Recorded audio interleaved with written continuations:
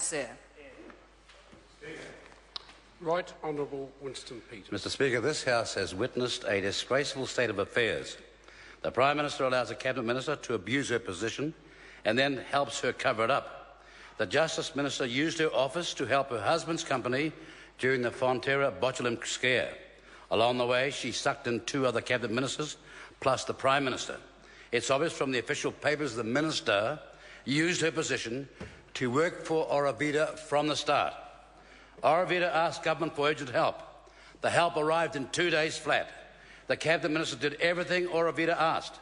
This included providing taxpayers' funds, issuing statements, and then, of course, a public relations trip to China paid for by the taxpayer, by the Justice Minister herself.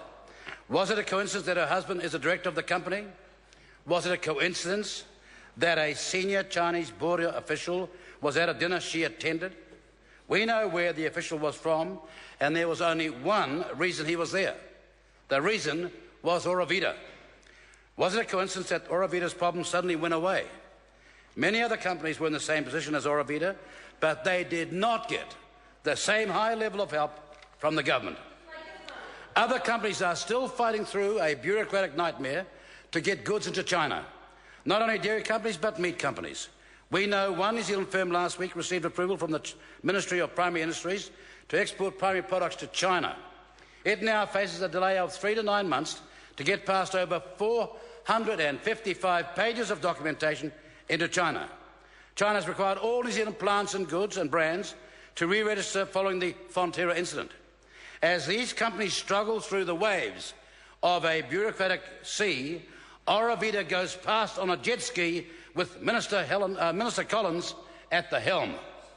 This issue cannot be explained away by a series of coincidences. The Prime Minister is over a barrel. Don't forget he's also the milk poster boy for a number of companies. It's time to get everything out in the open so New Zealanders can see the extent of cronyism and naked corruption in this government. New Zealand is being run like some kind of international trading company for the benefit of the National Party and its mates. And to think that the Minister Collins, was in China boasting about our glorious, corruption-free, transparent government. This is the same minister who has been trying to block all our official information requests. This is the same minister who appeared on the APEC Women's Leadership Forum. The forum, of course, was sponsored by who? Aurovita. Coincidence. We have written evidence that shows that 2 days before Minister of Justice Collins had dinner with her Aurovita friends and connections and a senior Chinese border official, Aurovita attended a briefing run by the government on China's new guidelines following the botulism scare that was bringing Aurovita to its knees.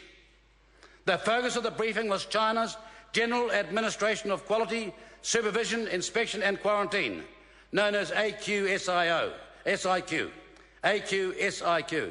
The very organisation that the senior Chinese border official who went to dinner with Judith Collins and the Aurovita people belongs to. This is not a coincidence.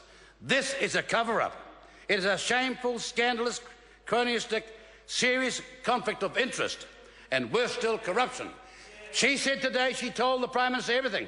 Well, now the Prime Minister's in with her, and he has been found out to follow double standards. He knows full well that the more we dig, the more we will find, and there's more information coming. We will release soon the fact that just 3 days out, the department advised Aurovita about the briefing. They attended it. And just 3 days later, there she is, with the very same official from the very same organisation giving the briefing. It stinks. And this minister, so-called Minister of Justice, must now go. I'm Scott Simpson. Thank you, Mr. Speaker.